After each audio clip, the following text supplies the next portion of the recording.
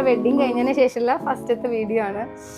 ഫസ്റ്റത്തെ വീഡിയോ അല്ല, ഫസ്റ്റ് നമ്മൾ സംസാരിക്കുന്ന ഇന്ററാക്ഷൻ സെക്ഷൻ ആയിട്ടുള്ള വീഡിയോ ആണ് അല്ലേ?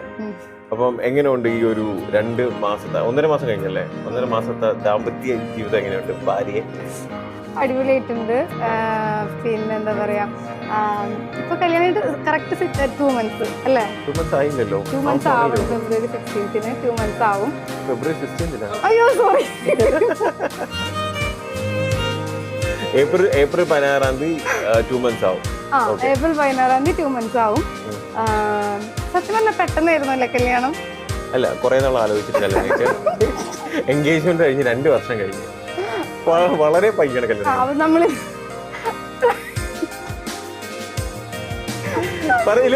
പറഞ്ഞു അത് പോട്ടെ, പറഞ്ഞോ. അപ്പൊ പെട്ടെന്നല്ല, കൊറേ കാലമായിട്ട് കല്യാണം കൊണ്ട് ലാസ്റ്റ് പെട്ടെന്ന് കല്യാണം കഴിച്ച പോലെ തോന്നിയിരിക്കും. കുറെ സമയം എടുത്തു, പക്ഷെ ഡേറ്റ് ഇങ്ങനെ മാറ്റി ഞാൻ വിചാരിച്ചു ഈ ഡേറ്റും മാറിപ്പോകുന്നു, പക്ഷെ അവസാനം ഈ ഡേറ്റിൽ തന്നെ കല്യാണം കഴിച്ചു. അപ്പം കല്യാണത്തിന്റെ ഒരു പ്രിപ്പറേഷൻ എന്ന് പറയുന്നത് നിങ്ങൾക്ക് ആക്ച്വലി സത്യം പറഞ്ഞാൽ ഏതാണ് ഡേറ്റ് അല്ലെങ്കിൽ എപ്പോഴത്തേക്ക് കല്യാണം നടത്തണം എന്നുള്ളതിൽ ലൈക്ക് നമ്മളിങ്ങനെ കുറെ ഇങ്ങനെ പോസ്റ്റ്പോൺ ചെയ്തു, കുറെ പോയില്ല, 2-3 പ്രാവശ്യം പോസ്റ്റ്പോൺ ചെയ്തായിരുന്നു. പക്ഷെ എന്നിരുന്നാലും നമ്മൾ പലരും പറയുന്നുണ്ടായിരുന്നു നമ്മൾ ഇതേപോലെ ബ്രേക്കപ്പ് ആയി അല്ലെങ്കിൽ കല്യാണം കഴിക്കത്തില്ല എന്നൊക്കെ പറയുന്നുണ്ടായിരുന്നു. സോ കല്യാണം കഴിഞ്ഞിട്ടുണ്ട് കേട്ടോ.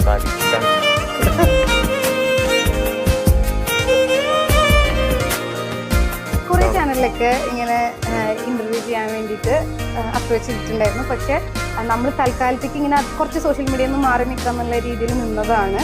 പക്ഷെ കുറേ റോബിചേട്ടനെ ഇഷ്ടപ്പെടുന്ന ആൾക്കാരും എന്നെ ഇഷ്ടപ്പെടുന്ന കുറച്ച് ആൾക്കാരും എല്ലാവരും കൂടെ കല്യാണ വിശേഷങ്ങളൊക്കെ ചോദിച്ചിട്ടുണ്ടായിരുന്നു. അപ്പോൾ നമ്മൾ വിചാരിച്ചു നമുക്ക് എന്തായാലും ഓൾറെഡി ഒരു ചാനലിലൂടെ തന്നെ പറയാമെന്ന് വിചാരിച്ചിട്ടാണ് ഇപ്പോൾ വന്നത്. ഇതൊരു സർപ്രൈസ് വീഡിയോ, കാരണം ആരുടെടുത്തും ഇങ്ങനെ ഒരു വീഡിയോ വരുന്നതോ ചെയ്യുന്നതോ ഒന്നും നമ്മൾ പ്രിപ്പയർ ചെയ്തിട്ടില്ല. ഇത് കംപ്ലീറ്റ്ലി നിങ്ങൾക്ക് വേണ്ടി മാത്രം ചെയ്യുന്ന ഒരു വീഡിയോ ആണ്, നമ്മൾ വിശേഷങ്ങൾ പങ്കുവെച്ചിട്ടുള്ള ഒരു വീഡിയോ ആണ്. സോ അപ്പം കല്യാണം എന്ന് പറഞ്ഞപ്പം ഞാൻ എപ്പോഴും പൊടിക്കുന്നത് എൻ്റെ കൺസെപ്റ്റ് ഓഫ് മാരേജ് എന്താണെന്ന് ചോദിച്ചു കഴിഞ്ഞാൽ പറയട്ടെ, ഇനി സത്യം പറഞ്ഞ രജിസ്റ്റർ മാരേജ് എന്നുള്ളൊരു കൺസെപ്റ്റാണ് എനിക്ക് പണ്ടേ ഇഷ്ടം. കാരണം എനിക്കിങ്ങനെ ലൈക്ക് എനിക്ക് അറിഞ്ഞൂടെ, എനിക്ക് അതിനെപ്പറ്റി എന്താണ് ഇങ്ങനെ ഇത്രയും വലിയ ആർഭാടം അല്ലെങ്കിൽ എന്തിനാണ് ഇങ്ങനെ ഒരുപാട് ദിവസത്തെ കല്യാണം എന്നൊക്കെ ഉള്ളൊരു സംഭവം എൻ്റെ മനസ്സിലുണ്ടായിരുന്നു. അപ്പോൾ എനിക്ക് പണ്ടേ തൊട്ട് ഇങ്ങനെ രജിസ്റ്റർ മാരേജ് എന്ന് പറഞ്ഞ ഒരു സംഭവം ഉണ്ടായിരുന്നു. പക്ഷെ എന്നിരുന്നാലും കല്യാണം എന്ന് പറയുമ്പോഴത്തേക്ക് പ്രയോറിറ്റി എന്ന് പറയുന്നത് ബ്രൈഡിന് തന്നെയാണ്. ഒരു പെൺകുട്ടി വളർന്ന് കുഞ്ഞിക്കാലം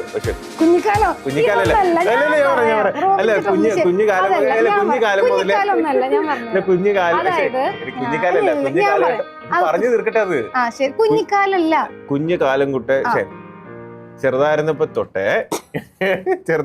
തൊട്ടേ ഇങ്ങനെ ലൈക്ക് കല്യാണത്തിനെ പറ്റിയുള്ള കുറെ ആഗ്രഹങ്ങളും പിന്നെ കുറെ ഡ്രീംസും കാര്യങ്ങളെല്ലാം കാണും. ഇങ്ങനെ വേണം കല്യാണത്തിന് ഡ്രസ് ഇടണം. അത് പ്രത്യേകിച്ച് ആരതിപടി എന്ന് പറയുന്നത് ഒരു ഫാഷൻ ഡിസൈനറാണ്, ഒരു ഓൺട്രപ്രണറാണ്. അപ്പോൾ പുള്ളിക്കാരിക്ക് ഒബ്വിയസ്ലി പുള്ളിക്കാരിയുടെ മാരേജിനെ പറ്റി, കാരണം എൻ്റെ അടുത്ത് സ്റ്റാർട്ടിങ് തൊട്ടേ കല്യാണം ഇങ്ങനെ ചെയ്യണം, ഇതൊക്കെ ചെയ്യണം. അപ്പോൾ എൻ്റെ അടുത്ത് ആ സമയത്ത് പറയുന്നത് നമുക്ക് 10 ദിവസം നീണ്ടു നിൽക്കുന്ന ഒരുപാട് ഫംഗ്ഷൻസ് ഉണ്ട് കല്യാണം എന്ന് പറയുമ്പോൾ നീണ്ടു നിൽക്കുക, അല്ലെങ്കിൽ ഇത് നമുക്ക് പ്രാക്ടിക്കൽ ആണോ എന്ന് പറഞ്ഞൊരു കാര്യം ഉണ്ടായിരുന്നു. പക്ഷേ സക്സസ്ഫുള്ളി പുള്ളിക്കാരിയുടെ കംപ്ലീറ്റ് എല്ലാ മാരേജിന്റെ ഈച്ച് ആൻഡ് എവറി ഫംഗ്ഷൻസ് എന്താണെന്നുള്ള പ്ലാൻ ചെയ്തതും അത് കോർഡിനേറ്റ് ചെയ്തതും അത് എക്സിക്യൂട്ട് ചെയ്തതും എല്ലാം ആരതിപടിയാണ്. So hats off. ഇതൊരു വലിയ കാര്യമുണ്ട്, കാരണം ഒരു കല്യാണം പോവാന്ന് പറയുന്നത് അത് ഈസി ആയിട്ടുള്ള ഒരു കാര്യമല്ല. നീ വിചാരിക്കുന്നത് ഈസിയാണ്, നിനക്കറിയാലോ ഓരോരുത്തരുടെ കല്യാണം നടത്തുമ്പോൾ എന്തുമാത്രം എഫേർട്ട്. കാരണം ഒരുപാട് പേരുണ്ടാവും കല്യാണത്തിന് നമ്മൾ സപ്പോർട്ട് ചെയ്യാനും അല്ലെങ്കിൽ ഇത് കോർഡിനേറ്റ് ചെയ്യാനും അതിലൊക്കെ ഹെൽപ്പ് ചെയ്യാനും. സത്യം പറഞ്ഞാൽ അങ്ങനെ അധികം പേരൊന്നും ഈ കല്യാണത്തിന് ഇല്ലായിരുന്നു. കാരണം പൊടിയുടെ ഭാഗത്തു നിന്നുള്ളതിൽ ഒരു 90% എഫേർട്ട് കിട്ടത് പൊടി തന്നെയാണ്. ബാക്കിയുള്ളവരെല്ലാവരും ജസ്റ്റ് കൂടെ നിന്ന് സപ്പോർട്ട് ചെയ്തിട്ടുണ്ടായിരുന്നു. അത് ഞാൻ ലൈവായിട്ട് കണ്ട ഒരാളാണ്. അപ്പം അതിൽ ആദ്യത്തെ ഒരു കൺസെപ്റ്റ് പറഞ്ഞപ്പോഴത്തേക്ക് എന്താ ഫെറ അല്ലേ, സെവൻ ഫെറ എന്ന് പറഞ്ഞൊരു കൺസെപ്റ്റ് പറഞ്ഞപ്പോൾ തന്നെ ഇതെന്താ സംഭവം, ഇതൊക്കെ നടക്കുമോ, ഇതെന്താണ് സംഭവം എന്നുള്ള രീതിയിലുണ്ടായിരുന്നു. പക്ഷെ സത്യം പറഞ്ഞാൽ അത് ആ ഒരു ആദ്യത്തെ ആ ഒരു ഫംഗ്ഷൻ അല്ലേ, ആ ഒരു തീരെ ഫ്രണ്ടിലിരുന്ന് നമ്മൾ ആ ഒരു ചടങ്ങും കാര്യങ്ങളൊക്കെ ചെയ്ത് ആദ്യം ആ മാലയിരുന്ന ആ ഒരു സംഭവം കഴിഞ്ഞ ആ ഒരു ആംബിയൻസ് കാര്യങ്ങളൊക്കെ വന്നപ്പോഴേക്കും സത്യം പറഞ്ഞാൽ ഞാൻ ഞെട്ടിപ്പോയി. കാരണം ഇങ്ങനത്തെ ഒരു കാര്യം സത്യം പറഞ്ഞാൽ കേരളത്തിൽ കുറവാണ്. പിന്നെ നമ്മൾ ആക്ച്വലി പ്ലാൻ ചെയ്തിരുന്നത് ഈവനിങ് ടൈമിൽ എടുക്കാമെന്നായിരുന്നു. പക്ഷേ അവിടുത്തെ എല്ലാ കാര്യങ്ങളും കറക്റ്റായിട്ട് കോർഡിനേറ്റ് ചെയ്ത് വന്ന സമയത്ത് 6:30 മണിയാണ്. പക്ഷേ അതുകൊണ്ട് നമുക്ക് ഈവനിങ്ങും നൈറ്റും കൂടെ ചേർന്നിട്ട് എന്ത് ചെയ്തു, ഓരോ ഫംഗ്ഷൻസിന്റെ ഉള്ളിലേക്ക് കടക്കണേക്ക് മുമ്പ് ഇപ്പോൾ വെഡ്ഡിങ്ങിനെ കുറിച്ച് പറയുകയാണെങ്കിൽ ബ്രൈഡിനും ഗ്രൂമിനും ഈക്വലി ഇമ്പോർട്ടൻ്റ് ആയിട്ടുള്ളൊരു സംഭവം തന്നെയാണ്. പക്ഷേ എൻ്റെ കേസിൽ എന്താണ് ഞാൻ ഭയങ്കര എക്സൈറ്റഡ് ആയിരുന്നതെന്ന് വെച്ചാൽ ഞങ്ങൾ 2 മക്കളാണ്, ഞാനും എൻ്റെ സിസ്റ്ററാണ് എനിക്കുള്ളത്. അപ്പോൾ എൻ്റെ ചേച്ചിയുടെ കല്യാണം കൊറോണ സമയത്തൊക്കെ ആയിരുന്നു. ചേച്ചിയുടെ ഇതിൽ ആ കൊറോണ സമയത്തായ കാരണം കൊണ്ട് ഭയങ്കരമായിട്ട് ആ സമയത്തൊക്കെ ഞാൻ ബൊട്ടിക്കൊക്കെ സ്റ്റാർട്ട് ചെയ്ത് ഡ്രസ്സുകളൊക്കെ ചെയ്ത് മെല്ലെ മെല്ലെ റീച്ചായിട്ട് വരുന്ന സമയമാണ്. അപ്പോൾ എൻ്റെ സിസ്റ്ററിൻ്റെ കല്യാണം എന്ന് പറയുമ്പോൾ എനിക്ക് ഭയങ്കര ആഗ്രഹം ഉണ്ടായിരുന്നു. എനിക്ക് എപ്പോഴും നാട്ടുകാരുടെ കല്യാണം പങ്കെടുക്കാൻ പോകുകയാണെങ്കിൽ തന്നെ ഞാൻ ബ്രൈഡുകൾ ഒരുങ്ങി പോണ പോലെയാണ് ഇപ്പോൾ. എനിക്ക് അത്ര ഇഷ്ടമാണ് ഡ്രസ്സ് ഡിസൈൻ ചെയ്തിട്ടിട്ട് പോകാൻ വേണ്ടിയിട്ട്. അപ്പോൾ സിസ്റ്ററുടെ കല്യാണത്തിന് സിസ്റ്റർക്ക് ഇങ്ങനെ ഡ്രസ്സ് വേണം, എനിക്ക് ഇങ്ങനെ ഡ്രസ്സ് വേണം.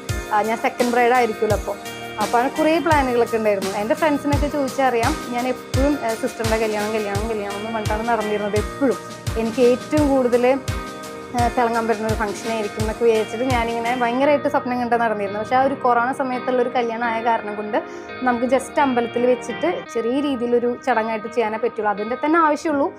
പക്ഷെ ഞാനൊരു ഡിസൈനറും കൂടി ആയ കാരണം കൊണ്ട് എനിക്ക് മാക്സിമം കൊടുക്കാൻ പറ്റുന്നത് ഇങ്ങനത്തെ ഫംഗ്ഷൻസ് വരുന്ന സമയത്തായിരിക്കും. അപ്പോൾ പക്ഷേ ആ ഒരു കൊറോണ ഇഷ്യൂസും കാര്യങ്ങളൊക്കെ കാരണം കൊണ്ട് നമുക്കത് ചെയ്യാൻ പറ്റാത്ത കാരണം അപ്പോൾ തൊട്ടിട്ട് പിന്നെ അതുവരെ ഞാൻ എൻ്റെ കല്യാണം ഇപ്പോൾ റോബിൻ ചേട്ടൻ്റെ ലൈഫിലേക്ക് ആ സമയത്ത് വന്നില്ലായിരുന്നെങ്കിൽ ചിലപ്പോൾ ഇപ്പോഴും എൻ്റെ കല്യാണമൊന്നും കഴിയാതെ ഞാനിങ്ങനെ സിംഗിളായിട്ട് ഓരോ കാര്യങ്ങൾ ചെയ്തുകൊണ്ട് പോയിരിക്കും. എന്ത് ചുമ്മാ എല്ലാ കാര്യമായിട്ടാണ് പറഞ്ഞത്.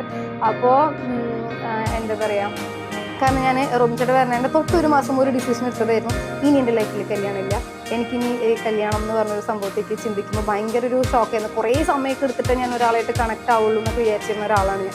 ഇത്രയും ഫാസ്റ്റായിട്ട് എൻ്റെ കാര്യങ്ങൾ ആ സമയത്ത് കണക്റ്റഡ് ആവും ഒന്നും വിചാരിച്ചില്ല. പക്ഷേ എന്നാൽ പോലും നമ്മൾ കണ്ടു പരിചയപ്പെട്ടിട്ട് ഇത്രയും ടൈം ഗ്യാപ്പ് എടുത്തിട്ടാണ് നമ്മളിപ്പോൾ മാരേജ് ചെയ്യണം. പരസ്പരം അങ്ങോട്ടും ഇങ്ങോട്ടും മനസ്സിലാക്കാനുള്ള സമയം, അങ്ങോട്ടും ഇങ്ങോട്ടും മാറാനുള്ള, അതായത് ഫോഴ്സ്ഫുള്ളി മാറാനല്ല, അങ്ങോട്ടും ഇങ്ങോട്ടും ഇഷ്ടം കാരണം കൊണ്ട് ചില കാര്യങ്ങളൊക്കെ അഡ്ജസ്റ്റ് ചെയ്ത് മാറാനും നല്ലൊരു സമയം നമ്മളൊരു 3 വർഷം എടുത്തിട്ടാണ്. നമ്മൾ ഫസ്റ്റ് റിലേഷൻഷിപ്പായ സമയത്ത് ഒത്തിരി ആൾക്കാർ ചോദിച്ചിരുന്നത് എങ്ങനെയാണ് ഇത്രയും പെട്ടെന്ന് ലവായി കല്യാണം കഴിക്കാൻ പറ്റുന്നതെന്നൊക്കെയാണ് ചോദിക്കുന്നത്. പക്ഷെ നമ്മൾ നമ്മുടേതായ ഒരു 3 വർഷം സമയമെടുത്ത് നമ്മൾ രണ്ടുപേരും കെയറും കാര്യങ്ങളൊക്കെ ഒരുവിധം എല്ലാം നമ്മൾ ആഗ്രഹിച്ച പോലെ ആക്കിയതിന് ശേഷമാണ് കല്യാണത്തിലോട്ടേക്ക് കടന്നത്. അപ്പോൾ ഞാൻ ഈ പറഞ്ഞ പോലെ സിസ്റ്ററിൻ്റെ കല്യാണം ചെറിയ രീതിയിൽ അമ്പലത്തിലൊക്കെ വെച്ച് നടത്തിയ കാരണം എനിക്ക് ഒരുപാട് ഡ്രസ്സും കാര്യങ്ങളൊന്നും ചെയ്യാൻ പറ്റിയിരുന്നില്ല. അപ്പോൾ ഞാൻ അമ്മോട് അച്ഛനോട് എപ്പോഴും പറയുന്നു, എൻ്റെ വെഡ്ഡിങ് വരുമ്പോൾ ഞാൻ കുറേ ഫംഗ്ഷൻസ് വെക്കും. 10 ഫംഗ്ഷൻ അങ്ങനെയൊന്നുമല്ല, അങ്ങനെ എണ്ണൊന്നും വിചാരിച്ചിട്ടില്ല, കുറച്ച് ഫംഗ്ഷൻസ് ആയിട്ട് വേണം, എന്നിട്ട് നമ്മൾ ക്ലോസ് ആയിട്ടുള്ള എല്ലാവരും കൂടെ അടിച്ചു പിടിക്കണം, അങ്ങനെ ഭയങ്കര ആഗ്രഹമായിരുന്നു. ഇപ്പം ഞാൻ മുന്നത്തെ വീഡിയോയിൽ പറഞ്ഞ പോലെ നമ്മുടെ ഇന്നത്തെ മൊമെൻറ്റ്സ് ആയിരിക്കും നാളത്തെ മെമ്മറീസ് എന്ന് പറയുന്നത്. ഇന്ന് നമ്മുടെ കൂടുതൽ ആൾക്കാർ നാളെ ഉണ്ടാവും, ഒന്നും നമുക്ക് പറയാൻ പറ്റില്ല. അപ്പം നമുക്ക് ഭയങ്കരമായിട്ടുള്ളൊരു പ്രാർത്ഥന ഉണ്ടായിരുന്നത് എന്താണെന്ന് വെച്ചാൽ നമ്മുടെ പാരൻസ് നോക്കിയിട്ട് എൻ്റെ അച്ഛനമ്മയാണെങ്കിലും എൻ്റെ അച്ഛനമ്മയ്ക്കാണെങ്കിലൊക്കെ ഹെൽത്ത് ഇഷ്യൂസ് ഒക്കെ ഉള്ള ആൾക്കാരാണ്. അപ്പോൾ നമുക്ക് അവരൊക്കെ നല്ല ഹെൽത്തി ആയിട്ട് ഇരിക്കുന്ന സമയത്ത് എല്ലാവരും കൂടെ ഒരു ഗെറ്റ് ടുഗദർ പോലൊക്കെ അല്ലേ എല്ലാവരും കൂടെ ഭയങ്കര ഹാപ്പി ആയിട്ട് കുറേ ടൈം സ്പെൻഡ് ചെയ്യണം എന്നൊക്കെ ഉണ്ടായിരുന്നു. അപ്പം ഇങ്ങനത്തെ ഒരു കല്യാണത്തിൽ നമുക്കിങ്ങനെ കുറേ ആർഭാടം എന്നതിനേക്കാൾ ഉപരി നമ്മുടെ ഫേവറേറ്റ് ആയിട്ടുള്ള ആൾക്കാരൊക്കെ കൂടെ ആയിട്ടുള്ള കുറേ ഓർമ്മകൾ, അല്ലെങ്കിൽ നമ്മളന്ന് എൻ്റെ വീട്ടിലായിരുന്നു എല്ലാവരും സ്റ്റേ. അപ്പോൾ നമുക്ക് ഡാൻസ്, പാട്ട് എല്ലാം ഭയങ്കര അടിപൊളിയായിട്ട് നമ്മൾ എൻജോയ് ചെയ്തു, ഫാമിലി എല്ലാവരും കൂടെ അല്ലേ. അപ്പോൾ അപ്പോൾ നമുക്ക് അങ്ങനെയൊക്കെ ചെയ്യാൻ പറ്റും. അപ്പോൾ അതെല്ലാം എടുത്ത് വെച്ചിട്ടുണ്ട്. ഇപ്പോൾ എല്ലാവരും എൻ്റെ അടുത്ത് ചോദിച്ചു, എൻ്റെ ഒത്തിരി ഫോട്ടോസൊന്നും ഇടാത്തത്, എൻ്റെ ഒത്തിരി വീഡിയോസൊന്നും ഇടാത്തത് എന്നൊക്കെ ചോദിച്ചു. കുറേ വീഡിയോസും കുറേ ഫോട്ടോസും എല്ലാം ഉണ്ട്. ഞാനത് ഇടാമെന്ന് വിചാരിച്ചിട്ടിരിക്കുകയായിരുന്നു. പക്ഷേ ഇതിൻ്റെ ഇടയിൽ നമ്മളിപ്പോൾ കോസ്റ്റ്യൂമൊക്കെ ചെയ്യുമ്പോൾ കഴിഞ്ഞ പ്രാവശ്യമൊക്കെയാണ് കുറേ മനഃപൂർവ്വം കുറേ കോൺട്രവേഴ്സീസ് ഒക്കെ ഡ്രസ്സിൻ്റെ പേരിൽ ഉണ്ടാക്കാൻ വന്നപ്പോൾ എനിക്ക് ഭയങ്കര ടെൻഷൻ ഉണ്ടായിരുന്നു. ഇനി ഇത്തവണ എന്ത് നോക്കിയിട്ടായിരിക്കും ഇവർ ഇരിക്കുന്നുണ്ടാവും. അപ്പം ഞാൻ എന്ത് ചെയ്തെന്ന് വെച്ചാൽ ഇങ്ങനൊരു ടോക്ക് വരാതിരിക്കാൻ വേണ്ടിയിട്ട് എൻ്റെ എല്ലാ ഡ്രസ്സിൻ്റെയും വീഡിയോസ് വർക്ക് ചെയ്യണ സമയത്ത് നമ്മളൊരു സ്റ്റോറി ലൈനിലേക്കാണ് കുറേ ഡ്രസ്സൊക്കെ ചെയ്തിട്ടുള്ളത്. അപ്പോൾ അതിൻ്റെ വർക്കിംഗ് പ്രോസസ്സും കാര്യങ്ങളെല്ലാം ഞാൻ വീഡിയോ എടുത്ത് വെച്ചിട്ടുണ്ടായിരുന്നു. അപ്പോൾ അതും പിന്നെ നമ്മുടെ വെഡ്ഡിങ്ങിൻ്റെ ഫൈനൽ ഔട്ടും പിന്നെ നമുക്ക് കുറേ ഫംഗ്ഷൻസ് ഉള്ള കാരണം ഹറിബറിയായിട്ട് കുറേയൊക്കെ നമ്മൾ എക്സ്പെക്ട് ചെയ്ത പോലത്തെ വീഡിയോസൊന്നും നമുക്ക് കളക്ട് ചെയ്യാൻ പറ്റിയിട്ടുണ്ടായിരുന്നില്ല. അപ്പോൾ അതൊക്കെ ഒന്ന് റീഷൂട്ട് ചെയ്ത് പിന്നെ 1-2 ഡ്രസ്സ് കംപ്ലീറ്റഡ് ആയിരുന്നില്ല. അപ്പോൾ അതും കൂടി ഒന്ന് കംപ്ലീറ്റ് ചെയ്തിട്ട് ഫൈനൽ എല്ലാം കൂടെ ഒരു ഡോക്യുമെൻ്ററി ആയിട്ട് നമുക്ക് ഇറക്കാമെന്ന് വിചാരിച്ചിട്ടുണ്ടായിരുന്നു. പക്ഷേ ഇതിൻ്റെ ഇടയിൽ നമുക്ക് കുറേ കാര്യങ്ങൾ, റോബിൻ ചേട്ടന് ഹെൽത്ത് ഇഷ്യൂസ് വന്നു, എനിക്ക് ഹെൽത്ത് ഇഷ്യൂസ് വന്നു, പിന്നെ എൻ്റെ തന്നെ ഫാമിലിയിൽ വേറൊരു ഫംഗ്ഷൻ. അപ്പോൾ അങ്ങനെയൊക്കെ ആയിട്ട് തിരക്ക് കാരണം നമുക്കത് കുറേ കാര്യങ്ങൾ ഡിലേ വന്നു. ഞാൻ ഒരു വീഡിയോ ചെയ്തതിൽ പറഞ്ഞിട്ടുണ്ടായിരുന്നു 25th ഞാൻ പോസ്റ്റ് ചെയ്യുന്നു. അത് ഡോക്യുമെൻ്ററിയുടെ ആദ്യത്തെ ഒരു ചെറിയൊരു കമ്മിങ് സൂൺ വീഡിയോ ഞാൻ ഇട്ടിട്ടുണ്ടായിരുന്നു 25th കഴിഞ്ഞ മന്ത്. ഇനി അങ്ങോട്ട് ഇനി കുറേ കമ്മിങ് സൂൺ വീഡിയോകൾ വരും. അത് കഴിഞ്ഞിട്ടായിരിക്കും ഫൈനലി നമ്മൾ ആ എടുത്തു വെച്ച സംഭവങ്ങൾ ഇറക്കാൻ പോകുന്നത്. അതുവരെ എല്ലാവരും വെയിറ്റ് ചെയ്യണം. അതിലായിരിക്കും ഞാൻ എൻ്റെ റോബിൻ ചേട്ടൻ്റെ ഇൻസ്റ്റാഗ്രാമിലൂടെ ആയിരിക്കും നമ്മൾ ആ വീഡിയോസൊക്കെ ഔട്ട് ചെയ്യുന്നുണ്ടാവുക. അതേ സമയത്ത് നമ്മുടെ യൂട്യൂബ് ചാനലിൽ നമ്മുടെ വീട്ടിൽ നമ്മൾ കസിൻസും ഫ്രണ്ട്സൊക്കെ ആയിട്ടുണ്ടായിരുന്ന കുറേ ലൈവ് വീഡിയോസൊക്കെ എടുത്ത് വെച്ചിട്ടുണ്ടായിരുന്നു. അത് ഞാൻ പറ്റുന്ന പോലെ യൂട്യൂബിലും വീഡിയോസ് ഞാൻ അപ്ലോഡ് ചെയ്യാം. പിന്നെ ഈ പറഞ്ഞ പോലെ എണ്ണം 10 ഫംഗ്ഷൻ അങ്ങനെയൊന്നല്ല, കുറച്ചധികം ഫംഗ്ഷൻസ് വേണം, എനിക്ക് നല്ല ഭംഗിയായിട്ട് കോസ്റ്റ്യൂം ഇടണം, ഇതൊക്കെ എനിക്ക് ഭയങ്കര ആഗ്രഹം ഉണ്ടായിരുന്നു. പക്ഷേ ഈ പറഞ്ഞ പോലെ കുറേ ഡേറ്റുകൾ ഇങ്ങനെ മാറ്റി മാറ്റി നിന്ന കാരണം കൊണ്ട്, പ്രത്യേകിച്ച് ഫെബ്രുവരിയിൽ സീസണും കൂടി ആയിരുന്നു.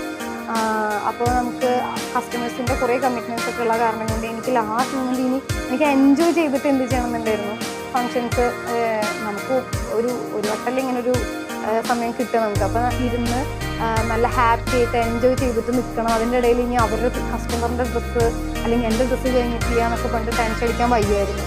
അപ്പോൾ ഫെബ്രുവരിയിൽ നിന്നും ഞാൻ ഒരു മാസം നീട്ടിയാലോ എന്ന് വിചാരിച്ചു. കാരണം പിന്നെ ഓഫ് സീസണാണ് വരുന്നത്. അപ്പോൾ പിന്നെ എനിക്ക് സമാധാനമായിട്ട് എന്ത് ചെയ്യാം, കസ്റ്റമർ കമ്മിറ്റ്മെൻറ്റ്സ് എല്ലാം കംപ്ലീറ്റ് ചെയ്ത് എൻ്റെ ഡ്രസ്സും ഞാൻ ആഗ്രഹിച്ച പോലെ ഫുൾ കംപ്ലീറ്റ് ചെയ്ത് നല്ല ഹാപ്പി ആയിട്ട് നിൽക്കുമായിരുന്നു.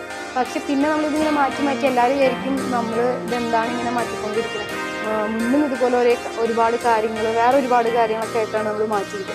അപ്പോൾ ഇനി ഒരു ഇത് വരുന്നുണ്ടെങ്കിൽ എല്ലാം കംപ്ലീറ്റ് ആക്കി വെച്ചിട്ട് ചെയ്യാമെന്ന് വിചാരിച്ചത്. പിന്നെ നമ്മൾ ഓൾറെഡി അനൗൺസ് ചെയ്ത് കഴിഞ്ഞ കാരണം കൊണ്ട് പിന്നെ കുഴപ്പമില്ല, ഉള്ളതുപോലെ നിൽക്കാമെന്ന് വിചാരിച്ചിട്ട് ഫെബ്രുവരിയിൽ തന്നെ നമ്മൾ ചെയ്തു. ഇപ്പോഴും എൻ്റെ വീട്ടിൽ 300 കാർഡ് വെറുതെ ഇരിക്കുകയാണ്. കാരണം കുറേ പേരൊന്നും വിളിക്കാൻ പറ്റിയില്ല. എനിക്ക് ആ സമയത്ത് എന്തായിരുന്നു വെച്ചാൽ എനിക്കറിയില്ല എൻ്റെ ഇമോഷൻ എന്തായിരുന്നു.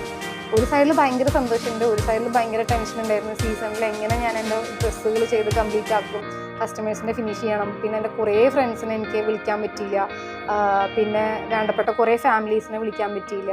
300 കാർഡ് വീട്ടിൽ ഇപ്പോഴും വെറുതെ ഇരിക്കുകയാണ്, വിളിക്കാനൊന്നും പറ്റാണ്ട്. അപ്പോൾ എന്നാലും നമ്മളുള്ള പോലെ എല്ലാവരും കൂടെ എല്ലാം ഭയങ്കര ഹാപ്പി ആയിട്ട് ചെയ്തു. ഒട്ടും ആരും പ്രതീക്ഷിക്കാത്ത, ആരും എക്സ്പെക്റ്റ് ചെയ്യാത്തൊരു സംഭവം കൊടുക്കണമെന്നുണ്ടായിരുന്നു. അപ്പോൾ അതേപോലെ തന്നെ ഇപ്പോൾ വെഡ്ഡിംഗ് എന്ന് പറയുമ്പോൾ എല്ലാവരും പെട്ടെന്ന് ആ ഒരു ട്രഡീഷണൽ ലുക്ക്, ടെമ്പിൾ അല്ലെങ്കിൽ ഫുൾ ആ ഒരു എത്തനിക് അല്ല, ഒരു എന്താ പറയുക, ഫുൾ ഹാൻഡ് വർക്ക്ഡ് ആയിട്ടുള്ള സാരി, ആ ഒരു ലുക്കിലൊക്കെ ആയിരിക്കും എല്ലാവരും എക്സ്പെക്റ്റ് ചെയ്യുന്നുണ്ടാവും. അപ്പോൾ എനിക്കത് ബ്രേക്ക് ചെയ്തിട്ടുള്ളൊരു സംഭവം ചെയ്യണമെന്നുണ്ടായിരുന്നു. അത് കാരണം കൊണ്ടാണ് ഞാൻ 7th ഫെയറാന്ന് പറഞ്ഞിട്ടുള്ളൊരു ഫംഗ്ഷൻ വെച്ചിട്ട്, അതായത് അഗ്നിസാക്ഷിയാക്കിയിട്ടുള്ള ഒരു മാരേജാണ്. അതാണ് ഫസ്റ്റ് നമ്മൾ ചെയ്തത്. എൻ്റെ സൈഡിൽ നിന്ന് എൻ്റെ ഫാമിലിയും റോബിൻ ചേട്ടൻ്റെ സൈഡിൽ നിന്ന് റോബിൻ ചേട്ടൻ്റെ ഫാമിലിയും നമ്മളെല്ലാവരും കൂടെ മാത്രമായിട്ടായിരുന്നു ആ ഒരു ഫംഗ്ഷൻ ഉണ്ടായിരുന്നത്. 7 വട്ടം അഗ്നിയെ വലം വെച്ചിട്ടുള്ള അതിന് എല്ലാത്തിനും ഒരു തീമുണ്ട്. അത് ഞാൻ ഡീറ്റെയിൽ ആയിട്ട് നമ്മുടെ ഡോക്യുമെൻ്ററിയിൽ ഞാൻ പറയുന്നതായിരിക്കും. ആ ഫംഗ്ഷൻ്റെ വീഡിയോസും ഫോട്ടോസും ഇട്ടപ്പോൾ എല്ലാവരും പറഞ്ഞു ഒട്ടും എക്സ്പെക്ട് ചെയ്തില്ല. എല്ലാവരും എക്സൈറ്റഡ് ആയിട്ട് എന്തായിരിക്കും അറിയാൻ ആഗ്രഹിച്ചിട്ടുണ്ടെങ്കിൽ പോലും ഇതാരും എക്സ്പെക്ട് ചെയ്തില്ല. എനിക്ക് തോന്നുന്നു ഇതുവരെയായിട്ടും ആരും ട്രൈ ചെയ്യാത്തൊരു സംഭവമാണ് നമ്മൾ ചെയ്ത്. നോർത്ത് ഇന്ത്യയിലൊക്കെ ഒരുപാട് ആൾക്കാർ ചെയ്യുന്ന കാര്യമാണ്, പക്ഷെ നമ്മുടെ ഇവിടെ അങ്ങനെ ഒത്തിരി ആൾക്കാരൊന്നും ആ ഒരു രീതിയിൽ ചെയ്തിട്ടുണ്ടായിരുന്നില്ല. അപ്പോൾ ലാവൻഡർ ആയിരുന്നു എൻ്റെ കോസ്റ്റ്യൂം, റോബിൻ ചാൻ്റെ ഐവറി ഷെയ്ഡായിരുന്നു കോസ്റ്റ്യൂം. നമ്മൾ രണ്ടുപേരുടെ ഡ്രസ്സും എല്ലാവർക്കും ഭയങ്കര ഇഷ്ടപ്പെട്ടു. അതുപോലെ ഫംഗ്ഷൻ ഇവൻറ്റ് അത്യാവശ്യം നല്ല രീതിയിൽ സ്പെൻഡ് ചെയ്തിട്ടായിരുന്നു നമ്മൾ ഫംഗ്ഷൻസ് ഒക്കെ നടത്തിയിട്ടുണ്ടായിരുന്നത്. കുറേ പേരൊക്കെ പറഞ്ഞിട്ടുണ്ടായിരുന്നു കൊളാബ് കിട്ടില്ലേ, അപ്പോൾ പിന്നെ നിങ്ങൾക്ക് സുഖമല്ല എത്ര ഫംഗ്ഷൻ ആണെങ്കിലും നടത്താമല്ലോ എന്നൊക്കെ. എൻ്റെ വെഡ്ഡിങ് ചെയ്തത് മെറിറ്റേഴ്സ് എന്ന് പറഞ്ഞിട്ടുള്ള ഡെക്കർ ലാബ് ഞാൻ ക്ലീവൻസ് അവരോട് ചോദിച്ചാൽ മതി നമ്മൾ എത്ര സ്പെൻഡ് ചെയ്തിട്ടുണ്ട്. എല്ലാ ഫംഗ്ഷൻസും അത്യാവശ്യം നല്ല രീതിയിൽ സ്പെൻഡ് ചെയ്തിട്ടാണ് ചെയ്തിട്ടുള്ളത്. അപ്പം അതുകൊണ്ട് തന്നെയാണ് നമ്മൾ ഈ മീഡിയാസിനൊന്നും അധികം കയറ്റാഞ്ഞത്. നമ്മൾ അത്രയും പ്രൈവസിയിൽ നമ്മളായിട്ട് തന്നെ ഔട്ട് വിടാമെന്ന് വിചാരിച്ചിട്ടാണ് നമ്മൾ നോർമലി എൻഗേജ്മെൻറ്റിന് ഉണ്ടായിരുന്ന പോലെയല്ല, ഞാൻ അത്രയും സ്ട്രിക്റ്റ് ആയിട്ടാണ് പറഞ്ഞിട്ടുണ്ടായിരുന്നത്. നമ്മൾ ഇത്രയും സ്പെൻഡ് ചെയ്തൊക്കെ ചെയ്യുമ്പോൾ നമുക്കൊരു എക്സ്പെക്റ്റേഷൻ ഉണ്ടാവില്ല ഈ രീതിയിൽ ഔട്ട് പോകണം അങ്ങനെയൊക്കെ. അത് നമ്മളായിട്ട് ചെയ്താൽ മാത്രമേ വരുള്ളൂ. അല്ലെങ്കിൽ അവർ റാൻഡമായിട്ട് ഫോണിലൊക്കെ വീഡിയോസ് എടുത്തിട്ട് എന്നിട്ട് പോലും എടുത്തു. എനിക്ക് തോന്നുന്നു എൻ്റെ വെഡ്ഡിങ്ങിൻ്റെ സമയത്ത് അത്രയും പ്രൈവസിയിൽ നടത്തുന്ന കാര്യമായിട്ട് പോലും എൻ്റെ എൻട്രി ഒക്കെ ഇതുപോലെ വന്ന് എടുത്ത് ഫോണിലൊക്കെ വന്ന് ഇത്രയും എക്സ്പെൻസ് മീറ്റ് ചെയ്തിട്ട് ഫംഗ്ഷൻ നടത്തുന്ന സമയത്ത് നമ്മൾ പ്രൊഫഷണൽ ക്യാമറമാനൊക്കെ വെക്കുന്നത് അവർക്ക് നമുക്കൊരു ആഗ്രഹം ഉണ്ടാവും നമ്മുടെ ലൈഫിൽ 1 ടൈം ആയിട്ടുണ്ടാവുന്ന ഒരു കാര്യമാണ് നമ്മുടെ എൻട്രി കാര്യങ്ങളൊക്കെ ഔട്ടിങ്ങനെ വേണമെന്നൊക്കെ.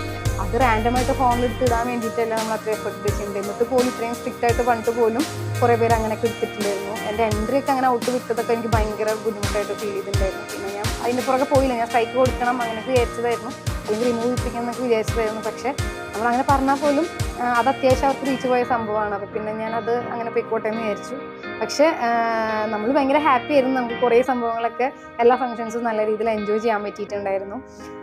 പിന്നെ റോബിൻ ചേട്ടനാണെങ്കിൽ വളരെ സിമ്പിളായിട്ട് രജിസ്റ്റർ മാരേജ് ചെയ്യാം അങ്ങനെ തന്നെയായിരുന്നു ആഗ്രഹം ഉണ്ടായിരുന്നത്. പക്ഷെ ഞാൻ പറഞ്ഞു ചേട്ടാ നമ്മുടെ ലൈഫിൽ ഒറ്റവട്ടം ഇങ്ങനെ ഉണ്ടാവുള്ളൂ, അപ്പോൾ നമുക്ക് എന്തായാലും നമ്മുടെ ഫാമിലീസ് എല്ലാവരും കൂടെ നമുക്ക് മാക്സിമം എൻജോയ് ചെയ്തിട്ട് ചെയ്യാം എന്നൊക്കെ പറഞ്ഞപ്പോൾ റോബിൻ ചേട്ടൻ ഓക്കെ റെഡി.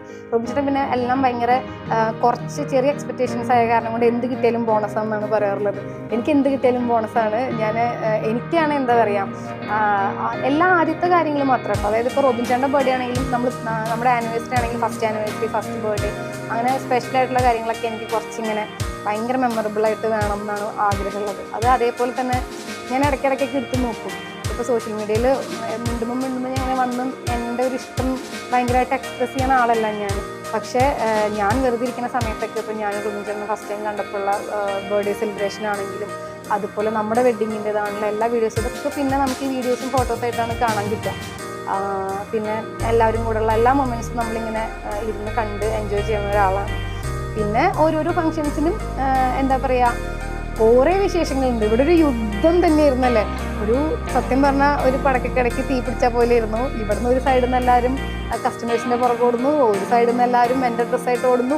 ഞാൻ മണ്ഡപത്തേക്ക് ഇറങ്ങുന്ന സമയത്ത് പോലും പാവാടിയും ഇവിടുന്ന് ഇങ്ങോട്ട് ഫുൾ ഒരുങ്ങിക്കഴിഞ്ഞിട്ടാണ് ഞാൻ ഇരിക്കേണ്ടിരുന്നത്. ഹെയർ സെറ്റ് ചെയ്തു, മേക്കപ്പ് കഴിഞ്ഞു, ടോപ്പ് കഴിഞ്ഞു, പാവാട അടിയിലോട്ട് ഇടാണ്ടായിരുന്നില്ല. എന്നിട്ട് ഞാൻ മണ്ഡപത്തേക്ക് ഇറങ്ങുന്ന സമയത്താണ് ആംബുലൻസിൽ വരുന്ന പോലെ എൻ്റെ പാവാട ഇട്ട് എൻ്റെ പാവൻ ഡിസൈനേഴ്സ് കുട്ടികൾ ഇവിടെ ഇരിക്കുന്നുണ്ടല്ലോ ഇവിടുന്ന് അവിടേക്ക് എത്തിച്ചു തരണത്.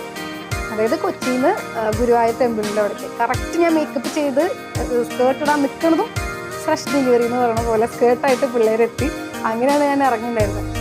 അപ്പോൾ ഓരോ ഡ്രസ്സ് ചെയ്യുന്ന സമയത്ത്, ഓരോ ഫംഗ്ഷൻ ചെയ്യുന്ന സമയത്ത് ഇതുപോലെ കുറേ വിശേഷങ്ങളുണ്ട്. ഇതൊക്കെ നമ്മൾ ഡോക്യുമെൻ്ററി ആയിട്ടുള്ള വീഡിയോ ചെയ്യുമ്പോൾ നമുക്ക് ഫോട്ടോസും വീഡിയോസിൻ്റെ കൂടെ തന്നെ നമ്മുടെ എക്സ്പീരിയൻസസും എല്ലാ കാര്യങ്ങളും നമ്മൾ ഷെയർ ചെയ്യുന്നതായിരിക്കും.